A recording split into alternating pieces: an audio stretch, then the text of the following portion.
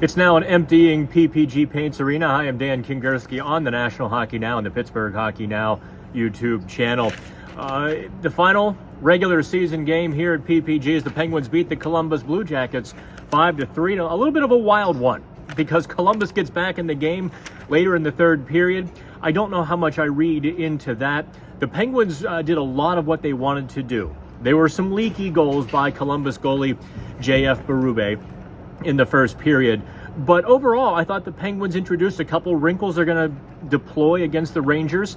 I thought Marcus Pettersson just maybe had one of his best games ever as a Pittsburgh Penguin. He was dancing with the puck like he had sequin slippers on the blue line there, jumping into the play. Deked the defender, got to the net. He kind of smiled real big when I asked about that deke, and he got called for a goalie interference penalty. Kind of shoved onto the goalie. The goalie, Berube and Pettersson sort of collided above the crease.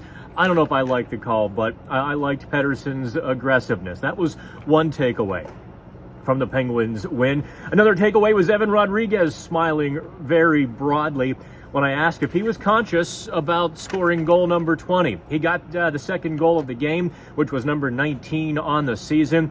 And he was trying. He ripped one off the crossbar a few minutes later, tried the spinorama in the second period, had a glorious one-timer in the third period, but Columbus goalie Elvis Merzlikins made those saves, and Rodriguez finished 82 games played, but only 19 goals. So I think there was a little bit of frustration, or a jovial frustration on his part that he didn't get it. Now, let's talk a little bit about the nuts and bolts of what the Penguins deployed in the first period.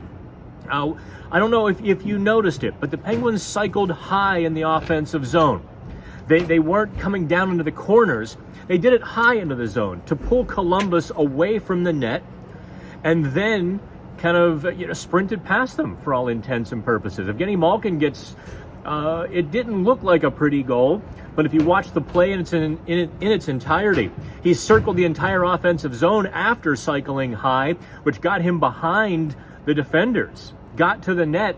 The Penguins actually, because of the high cycle, kind of that offense from high to low, there was no one to cover Malkin, and he swept the puck right into the net. And that was, I think, a theme they worked several times in the first period, especially, was that high to low working offense. The winger goes high and then comes down low. That's going to be something to watch against the New York Rangers. Maybe they don't try to ground and pound them in the corner, but maybe they try to draw the Rangers high so that they outnumber them down low. That we'll have to watch and see. We'll also watch and see if Marcus Pettersson can continue that sort of offensive push against a fast team like the New York Rangers. And maybe we should turn the page now here at PPG.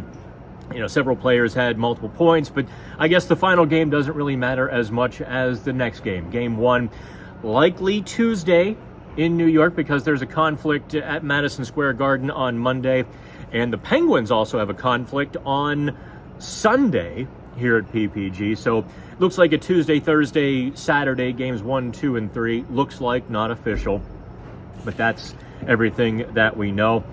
The Rangers in the regular season raced past the Pittsburgh Penguins. We'll talk a lot about this in the next couple of days. We'll do a lot of analysis, and we'll really dive into it.